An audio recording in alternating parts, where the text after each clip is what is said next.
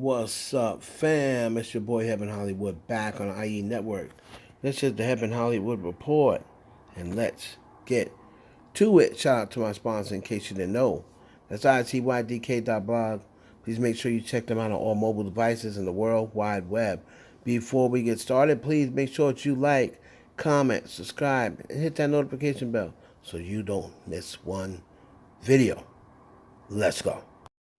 And it seems like Auntie Anita is at it again. Twitter is really going in on her. I hate when Twitter goes in on our older artists that really don't have a lot of experience with social media.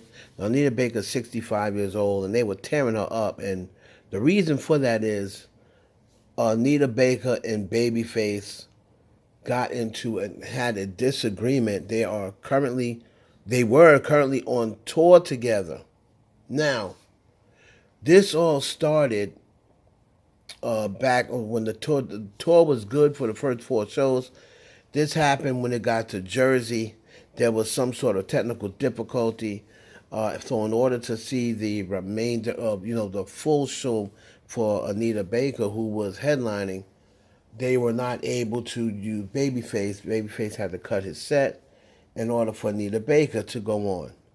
Okay, that was all fine and dandy, but ever since then, people have been harassing Anita online. So-called Babyface fans have been harassing her and making personal threats and what have you. And then she finally came out and said the statement that she made was due to that was one show a month ago. What were the other shows like? Actually, the tour stopped in New York on May 12th, and both Babyface and Baker performed that night. They even shared a moment on stage that they both wrote fondly about on social media. They also both performed the following stop on May 14th. Right? So now, what happened is, what made her say leaving the tour is Twitter. Right? So, Baker, they cited long-standing rumors that blaming Baker for an alleged sordid business deal with singer Maxwell, a story she said was untrue. They mentioned her feud with singer Luther Vandross, which she responded to saying, I quote, Mr. Vandross and I were one of the most successful R&B pop sold-out arena concert tours of all time, as successful business partners often do. We had disagreements. We also had joy. Right? Now, people were saying that Anita has issues with everybody. Stephanie Mills was chiming in saying, we figure as older artists, we wouldn't do this and what have you. And then her Anita Baker's statement was due to her own personal safety and cyberbullying. She is finishing out the tour without Babyface, and she'll be doing the tour alone. And that just prompted more people to just be going at her. And, all of the other celebrities were chiming in. Miss Stephanie Mills, another person who allegedly had issues with Anita Baker. I mean, Anita Baker has been known to be very diva-ish, right? And having diva-ish ways and quite difficult to work with. That is a fact known in those circles. She's been a pain in the neck to a lot of people in the past, and she looks like she continues to have those diva-ish ways. But shout out to Anita Baker. She is a legend, but so is Babyface. And of course, if you don't know, way back in 2006, these two actually did where their personal issues actually started before. It was 2006. It was reported that Babyface filed a breach of contract suit against Anita Baker, claiming she owed over $250,000 for undelivered producer royalties from a collaboration of theirs, and it gets this to canceled concert dates. However, Anita Baker cleared the air, stating that it was Babyface reps who initiated the suit, and explaining that she won and they put it behind them years ago. So let's hope Auntie and Uncle get it together because this is ridiculous. Moving on to Megan Thee Stallion, and she was talking about her empire ambition. She wants to build her own empire. She's got film, TV, and philanthropy on the horizon, all a part of her rebrand, all the things I told y'all she was going to be doing. She's going to be into makeup, self-care, and her mission to build an empire, right? So they were talking with her, and Megan said, Megan, Hot Girl Meg, Tina, Snow, Sugar, and perhaps more or less known as Megan Pete, born and raised in Texas. Um, they asked her here, this is Revlon, asked her, can you tell me a bit more about the Get Color Stayed campaign? This is her brand with brand deal with Revlon. I've been a global ambassador for Revlon for a few years now, and everything really came together in an organic way because I've always been a huge fan of their products. I've been using Color Stay line as a part of my glam routine, and I love it, especially whether I'm out with friends or performing for the hotties. And that is something she's working on. They're also asking about what are some of your milestone dreams and personal goals that you hope to achieve? And she basically states, I want to build an empire, just keep evolving as an artist, entertainer, entrepreneur, and philanthropist. I have several film and TV projects and ideas that I can't wait to bring to life. And her philanthropy is importantly to me, and I'm working with new initiatives, new initiatives with my organization, the Pete and Thomas Foundation.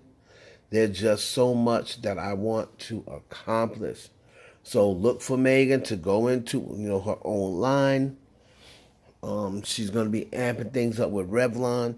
And shout out to Megan Thee Stallion doing other things. And she still, don't think she's done with music. She's still going to put music out. But, when she feels as though she's mentally ready to put out music. So shout out to Megan Thee Stallion, and we'll definitely be waiting for whatever you have in store.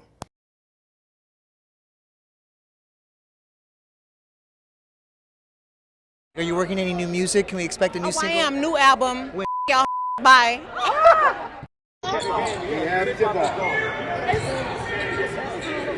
Oh my. Oh, two already.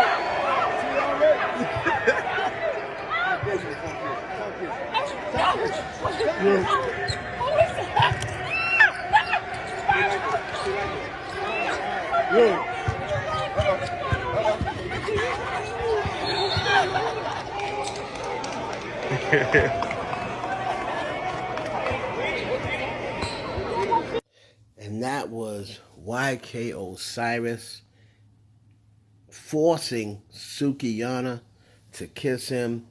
You can hear Lil Duval sitting there saying, tongue kisser, tongue kisser, tongue kisser. So he was in on it. Sukihana did not find this point. She's looking around saying, did you see this? Did you see this? And all the guys are just laughing. YK Osiris is laughing. But Sukihana, after this, she was very upset. She's saying she's been crying, for 40 minutes straight, or I think she said something like that, 40 minutes or 40 or 4 hours or what have you. She deleted her Twitter because she said she was humiliated, and she didn't feel good about that. It was not a good feeling to be pretty much sexually assaulted. Now, she was putting out statements on Twitter. Basically, she said on one of her tweets, I'm afraid to stick up for myself, and I am hurt and scared to stand up for myself. That's what she said in one of the other tweets. It got so bad, so many people on Twitter was coming to her defense, Amber Rose, other celebrities, and they're all saying, how come nobody's saying or doing anything about YK Osiris? He came back and said, I want to publicly offer my sincerest apologies to Sukiana and attempt to be playful I misread the moment and violated Sukihana's boundaries. I understand the importance of consent, and I am embarrassed by my behavior. I take full responsibility, and I have made multiple attempts to apologize. Um, he basically said he will continue to try to apologize. Um, he basically said he has the utmost respect for Sukihana. That was never my intention to disrespect her. Now, I did see Sukihana's mother come out and said something along the lines of, I don't care if I see you, it's still up. So she doesn't forgive him. This is, once again, his apology. So y'all let me know down in the comments. You forgive YK Osiris? You think he should be forgiven? Or do you think the Sukihana should just should press charges against YK Osiris? And we are less than 24 hours away for the release of Doja Cat's fourth album. And it's the single entitled Attention. Now, if you've been following Doja Cat on Instagram, you'll see that she released a little snippet. She released a snippet of it on Twitter. And, you know, she's got looks like the album has like the vampire blood on it or what have you. She's taking pictures with vampire type pictures. And she's coming back, at least the beginning of like Attention. It's going to be the first song, and it's rap. I truly do not believe in from what I was told, and we're going to do another full video about Doja Cat's release and her album coming up on a separate video. But just some of the words to Attention. Look at me, you looking. I taste good, but I just had to redirect my cooking. Basically, she's saying, I had to redirect my cooking. I already taste good, but now I just had to redirect and change a few things. I could have been an opener. I redirect the booking. Right. So basically, I could have been an opener. So basically, she's saying, you know, I could have settled for just being in the game and be opening up for folks, but no, I want to change it to a headliner. I'd redirect the booking.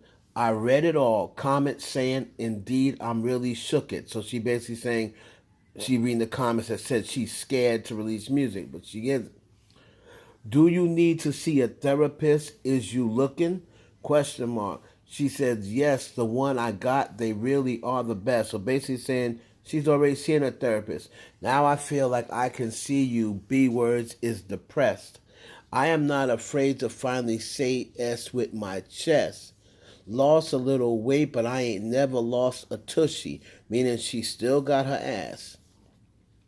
Looking good, but now my bald head matched my you know what. So since she's saying, because she shaved her head bald, now it matches her coochie basically. She says, looking good, but now they all saying that I'm ugly. Boo-hoo my N-word, I ain't sad, you won't F me.